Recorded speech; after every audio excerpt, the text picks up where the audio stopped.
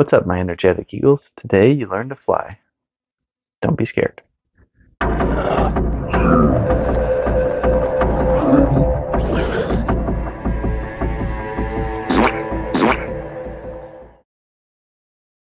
Non-metallic metal. Most people assume that this is very tough to do, and if not tough, then very time-consuming, and it's not really worth the effort. I'm here to tell you it's really not that bad. You shouldn't be afraid of it. There's a few tricks you can do to get very good results without a whole lot of effort. You just have to be willing to go back and forth a little bit, but if you have a pretty good understanding of where to place things, it's actually very simple to get a very convincing non-metallic metal effect. So let's get into it. All right, first step here, I'm going to take the same mixture I've used on other metals on this model. It's a mix of Skavenblight Dinge and Ivory from AK Interactive. So to start, I'm just going to lay down a bright band of where the light would reflect right back into your eyes. So it's near the brightest highlight here, but I just want to place the main highlight. You can see I put that down, and then I'm blending it in just a little bit, fading it in with a slightly darker color, a little bit of back and forth. Also, I prepped this.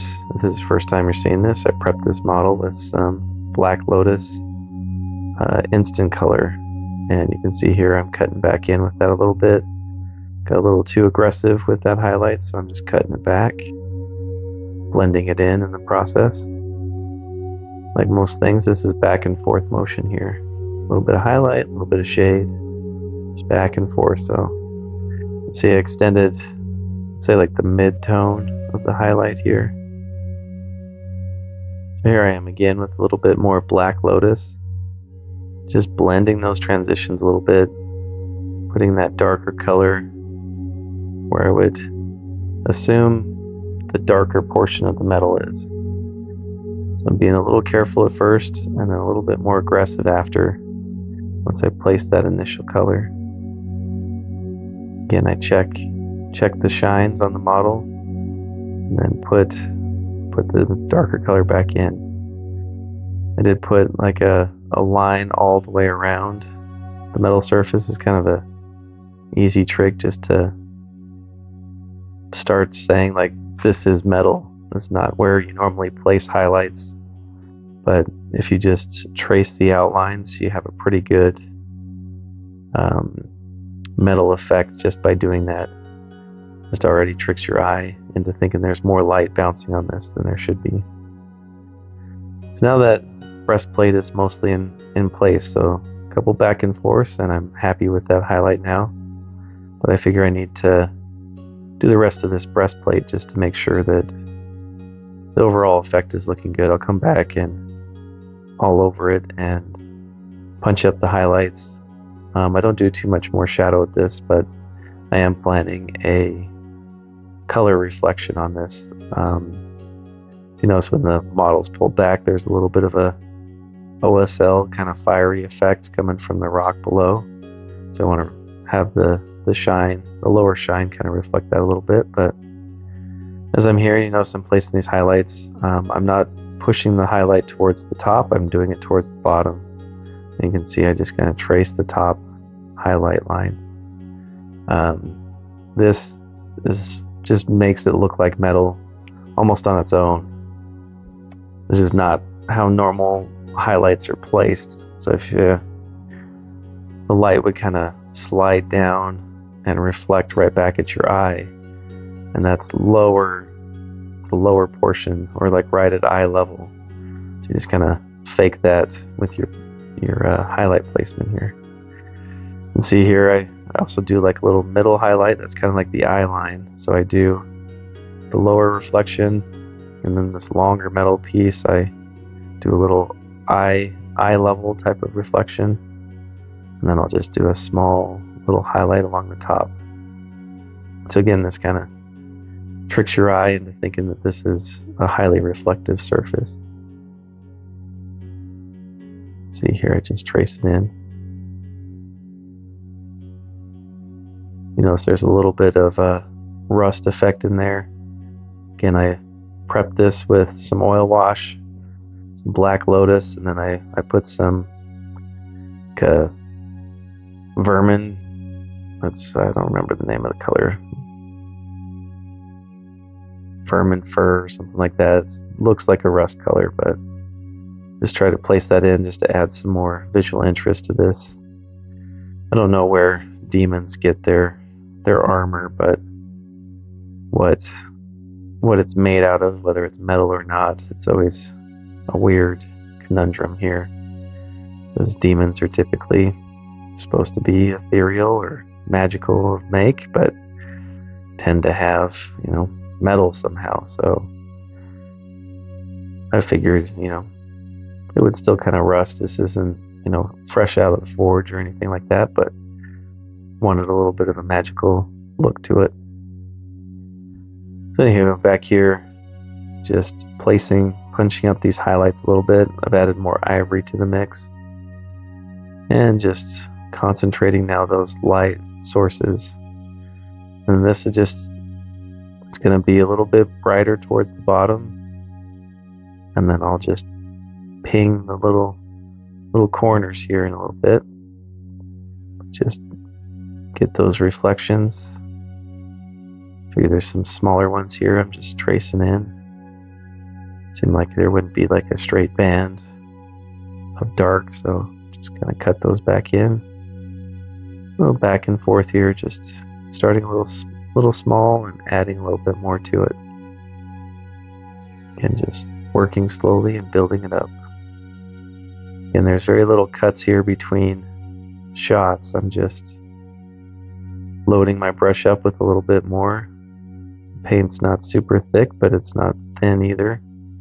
Want to be able to see each brush stroke. I'm not trying to glaze this at all. Again, checking, rotating the model, checking the shine from just the satin paint here.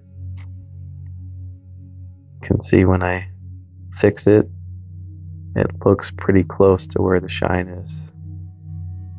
So I'm just kind of imitating that a little bit and taking a little creative license here.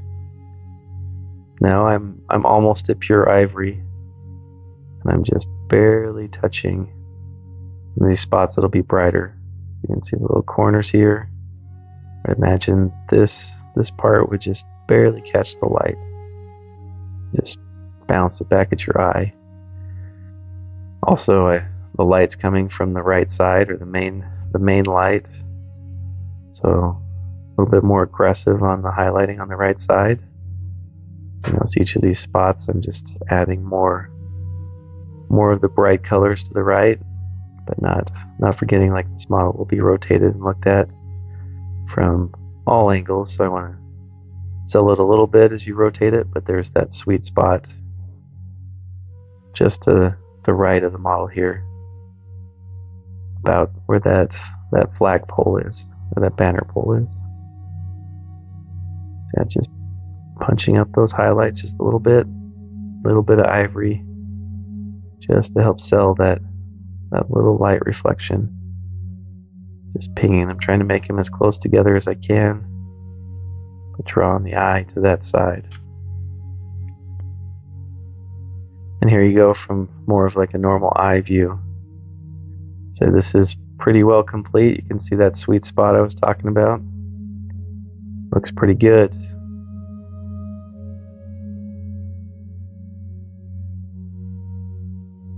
For the gold, I'm really only using these three colors: Rhinox hide, ochre, and greenish white. So I'm going to speed up this base coat process. This metal, or this gold, has just been set with snakebite leather contrast paint, so I just put a coat of that over the oil wash stage. So most of this is just tracing the outlines. I'm pushing the highlights more towards the eye line, where I want the eye to be drawn, and influencing it to the right side of the shot here. So again, this trim, I'm going to trace the outlines, and then I'm going to block in some bands kind of where I think the light would fall. And I'm just here with a mix of those three colors. Little bit more ochre than anything else, but just kind of keeping it a little darker starting point, and then just adding greenish white as I go. Just looking for a slightly tarnished type of gold look. I didn't want a really yellow gold.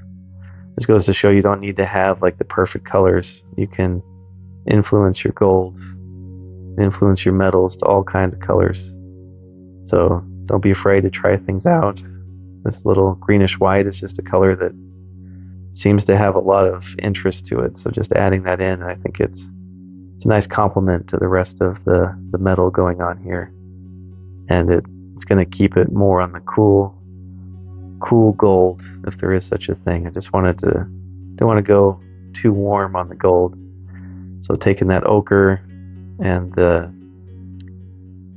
dark brown, it just feels, I want it to be a little bit more cool. So just keep adding greenish white here. You can see kind of where I place these highlights, and I'm just going in a smaller and smaller area and adding more and more greenish white. Just knocking out all these different spots. You can kind of see the two bands along the trim there. There's a bright spot right there on the corner, and right in the middle of that. And I just try to influence those highlights a little bit more to that right side, and then have a dark band right next to it and just blend it together. Much more sparing on that left side, but I still need to give it a little bit of attention. There'd still be a little bit of a light reflection there. So here I am with almost pure greenish white. I'm just really just dotting it. There you can see just a few layers, and I have a pretty convincing metal effect. And there you have it. Easy, non-metallic metal. Really just a couple of paints, a little bit of back and forth, and I think the result looks very convincing, and it barely took me any time to do. So hopefully you agree, you enjoy the results, and tune in for more tips, tricks, and if a troll can do it, you can do it.